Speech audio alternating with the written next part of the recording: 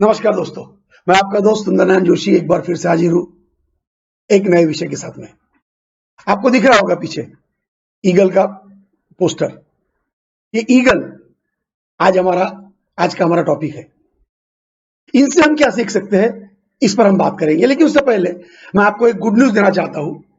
Good news ये है, worst time is over, economy is back on track, new normal successfully we have started. तो ऐसे समय में जब सब कुछ नया हो रहा है, सब कुछ अच्छा हो रहा है, तो एज अ लीडर हमें कुछ ऐसी चीजें जो हमें पता है उनको इंप्लीमेंट करना शुरू करना पड़ेगा। Because knowing is not important, doing is important. तो आज मैं इस वीडियो के माध्यम से आपको जो पता है लेकिन जिसको इंप्लीमेंट करना है ये पता नहीं है, या पता है लेकिन हम इंप्लीमेंट नहीं करते हैं। तो आज इस वीडियो को ध्यान से सुनिए। मैं आपको 7 बातें ऐसी बताऊंगा इस ईगल के माध्यम से, इस गरुड़ के माध्यम से, जो हमें जिंदगी के बहुत महत्वपूर्ण बोध लेसन दे सकता है। इसमें पहला है, आपको पता है ईगल जो है ये हमेशा आसमान में लंबी दूरी पर, ऊंचाई पर जाता है अकेले। वो कभी भी चिड़िया कौवों के साथ में विचरण नहीं करता आसमान में। इससे हम क्या सीख सकते हैं? इससे हम ये सीख सकते हैं कि अगर हमको जिंदगी में ऊंचा जाना है तो हमें संकुचित विचार वृत्ति के लोग, संकुचित विचारधारा वाले लोग, निगेटिव माइंडसेट के लोग, इनसे हमको दूर रहना पड़ेगा। एक बात हमेशा ख्याल रखना, गरुड़ के साथ सिर्फ गरुड़ उड़ सकता है, चिड़िया कौवे नहीं। इसलिए अगर आपको ऊंचाई पर जाना है, सकारात्मक जिंदगी जीना है, तो आपके साथ अगर कोई उड़ेगा तो बड़ी सोच वाला, सकारात्मक बुद्धि वाला, सकारात्मक विचार को लेकर आगे बढ़ने वाला इंसान ही दौड़ सकता है आपके साथ में। तो पहला सबसे जिंदगी का महत्वपूर्ण लेसन हम गरुड़ से, ईगल से सीख सकते हैं कि हमको अकेले ऊंचाई की तरफ बढ़ना है अपने सोच के लोगों के साथ।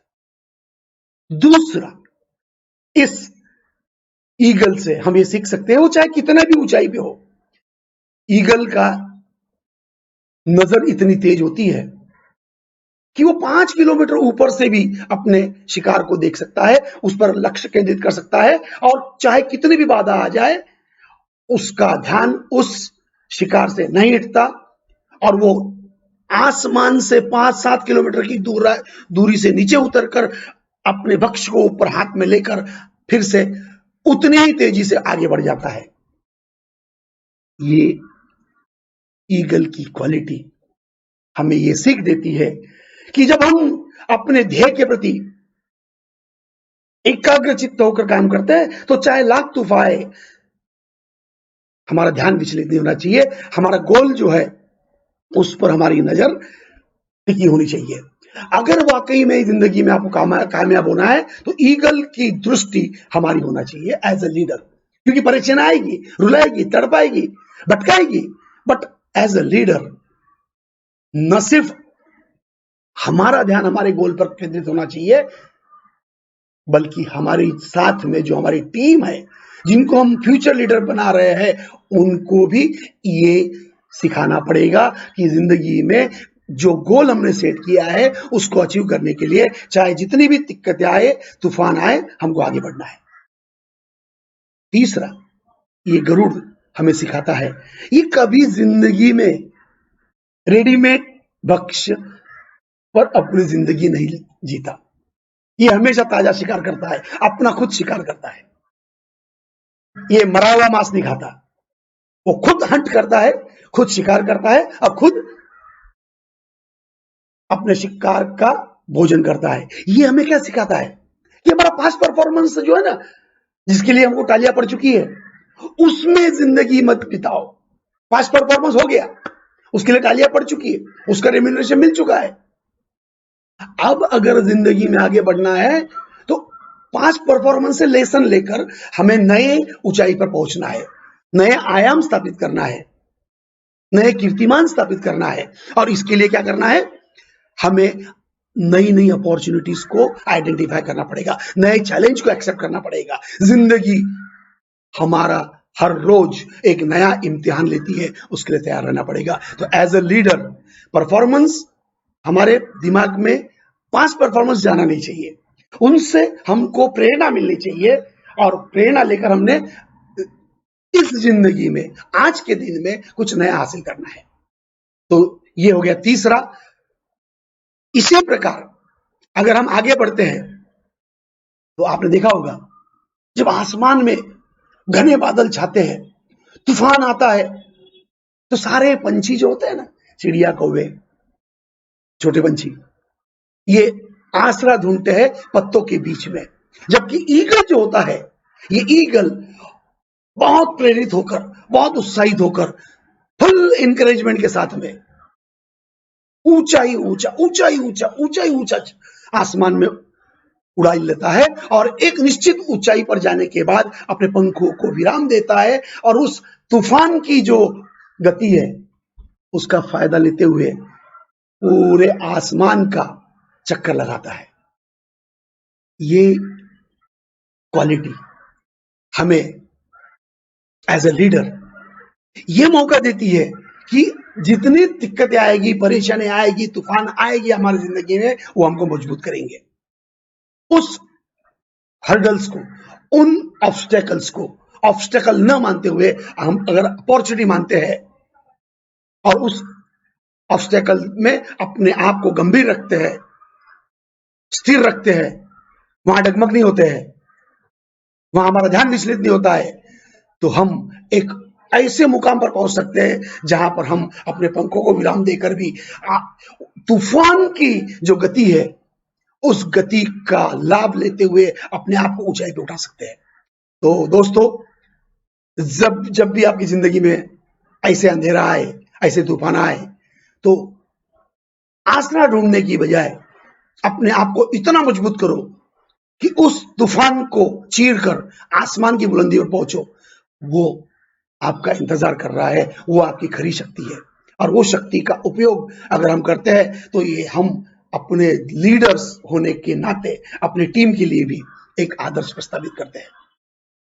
अब सबसे इंपॉर्टेंट पांचवी क्वालिटी, पता है, जब नर और मादा ईगल संयोग करना चाहते हैं तो मादा ऊंचा ऊंचा ऊंचा ऊंचा उड़ती है, जमीन पर से एक बारीक तिल्ली लेकर इतना ऊंचा उड़ती है, उस मादा के साथ में नर भी उड़ता है और एक निश्चित ऊंचाई पर जाने के बाद वो मादा जो है वो अपने मुंह से उस तिल्ली को छोड़ देती है। उस तिल्ली के जमीन पर पहुंचने से पहले वो नर मादा उस पर तेजी से झपटता है और जमीन पर गिरने से पहले उसको अपनी चोंच पकड़कर फिर से उतनी ही तेजी से, उतनी ही तीव्र गति से मादा क्या पहुंचता है। मादा उसको मुंह में लेकर और ऊंचा उड़ती है, वहां से गिराती है, ये फिर से करता है। ऐसा 5, 7, 10 बार ये चलता है। हर बार मादा अपना बार जो है एक्सलेंस का वो ऊंचा उठाती है और नर मादा को प्रभावित करने के लिए उतनी ही तेजी से अपनी परफॉर्मेंस को बढ़ाता है और जमीन पर गिरने से पहले उस तिल्ली को लेकर उसके पास पहुंचता है। ये खेल चलते रहता है। इस खेल के पीछे मादा जो ईगल है उसका ऑब्जेक्टिव ये है इस नर मादा की कसौटी करना।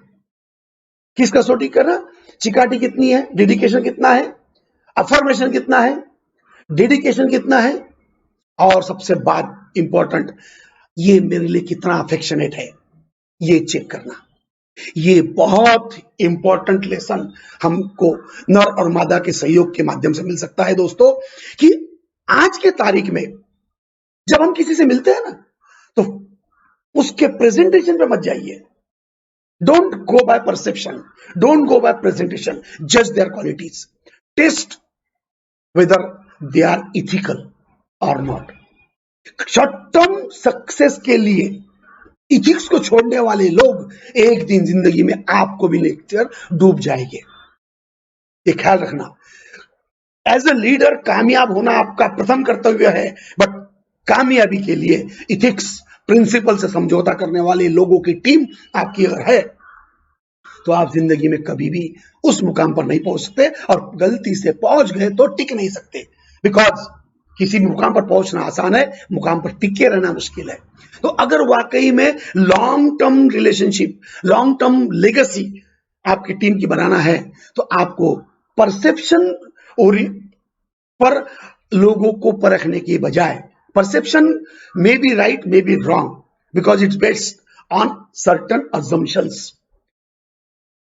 certain feedback may be positive, feedback may be negative, feedback may be correct, feedback may be incorrect, feedback may be genuine, feedback may be deliberate. So don't make your opinion as a leader,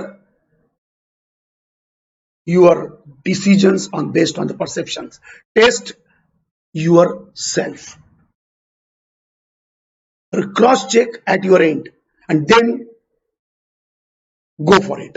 तो ये नर और मादा eagle के माध्यम से हमको ये बहुत इंपॉर्टेंट लेसन है। छठा सबसे इंपॉर्टेंट लेसन है जो हमको ईगल सिखाता है कि ये जब संयोग के बाद जब मादा ईगल के बच्चे होते हैं ना, तो वो सबसे पहले क्या करती है, उस जो उसका क्या बोलते हैं उसको, नेस्ट होता है जिसमें वो अंडे देती है, उसमें से सबसे पहले वो जो नरम वाले पंख होते हैं ना, वो निकालकर फेंक देती है, ताकि बच्चे को कंफर्ट न मिले। क्योंकि कंफर्ट नहीं मिलेगा तो दिक्कत होगी, तो जल्दी उड़ना सीखेगा। तो अगर जिंदगी में वाकई में आगे बढ़ना है, तो कंफर्ट जोन को पहले तोड़ना पड़ेगा। चाहे आपके दोस्त हो, चाहे आपके रिश्तेदार हो, चाहे आपके बच्चे हो, चाहे आपके कलीग हो, चाहे आपके टीम मेंबर हो, जो कंफर्ट जोन में रहेगा वो ग्रोथ नहीं कर सकता है। तो as a leader, sometimes you have to break the comfort zone, which may not be liked by your subordinates, but as a leader it's your responsibility to break that comfort zone, to take certain action, to take certain steps so as to make them uncomfortable so that they can fly on their wings. तो as a leader हमारा ये पहला कर्तव्य, पहला सबसे important कर्तव्य, क्योंकि देखिए लीडरशिप ये कंटिन्यूस प्रोसेस है। आज आप है, कल आपके रिटायरमेंट के बाद आपकी जगह कोई आपसे भी ज्यादा कैपेबल व्यक्ति आना चाहिए, ये भी आपकी जिम्मेदारी है। और ये तभी आएगा जब आप अपने नीचे के लोगों को फॉलोअर नहीं लीडर बनाओगे। फॉलोअर बनाना है तो कंफर्ट में रहने दो, let them live their life, they will be life time follower, but you will fail as a leader. अगर आपको जिंदगी में एक सक्सेसफुल लीडर बनना है, तो don't create follower, create leaders, and to create the leaders you have to break the comfort zone of your subordinates, colleagues, friends, relatives, son, daughter, whosoever it may be, comfort zone। तो ये हमको सिखाता है। और सातवां सबसे important as है, तो बचपना आता है, जवानी आती है, बुढ़ापा आता है, नैसर्गिक है, नेचुरल है। तो जब ये ईगल जो है ना बूढ़ा हो जाता है ना, तो इसके पंख कड़े हो जाते हैं, चोंच हार्ड हो जाती है, ये लंबा उड़ नहीं सकता है। इस समय क्या करता है, इसके पास दो ऑप्शन है, एक तो मर जाओ, या फिर से अपने आप की पुनर्जीवन की प्रक्रिया शुरू करो। तो ये क्या करता है, बहुत ऊंचाई पर जाता है, एक सुनसान पहाड़ी पर, वहां बैठकर अपने चोंच से अपने पंखों को नोचता है, पत्थर पर चोंच मारकर चोंच को तोड़ देता है, शरीर से खून बहता है, चोंच टूट जाती है, भूखा रहता है, प्यासा रहता है, क्योंकि अकेले में बैठा है। पर फिर से कुछ समय के बाद उसके फिर से नए पंख उठते हैं, नई चोंच आती है, और फिर से वो नई ऊंचाई को छूने के लिए तैयार हो जाता है।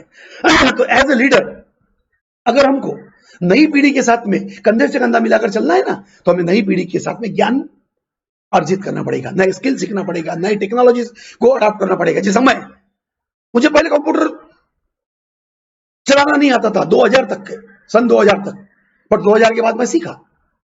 2015, 16, 17 तक मुझे वीडियो बनाना नहीं आता था, लेकिन सीखा। तो अगर हमें जिंदगी में कामयाबी की चोटी पर पहुंचना है तो always you have to equip yourself, you have to learn new things, new avenues, so that you can live your life with grace. तो दोस्तों, मैं आपका दोस्त सुंदरनारायण जोशी ये लीडरशिप की 7 क्वालिटीज लेकर आपके सामने इसलिए आया हूं ताकि नए जमाने में, अभी post Covid new normal life हमारी शुरू हो चुकी है। अभी आपको शुरुआत में मैंने कहा था कि वर्स्ट टाइम इज ओवर, तो मेरी शुभकामना आपके साथ में है। इस नए जिंदगी में इन 7 नए लीडरशिप स्किल को जो आपको मैंने अभी शेयर किया है, उसको ध्यान रखते हुए आप आगे बढ़िए। अगर आपको ये वीडियो अच्छा लगता है तो please like, subscribe and share, और जरूर इस वीडियो पर अपने कमेंट्स मुझे दीजिए, क्योंकि आपके कमेंट्स मुझे प्रेरणा देते हैं। जय हिंद, नमस्कार। नमस्कार दोस्तों, थैंक यू।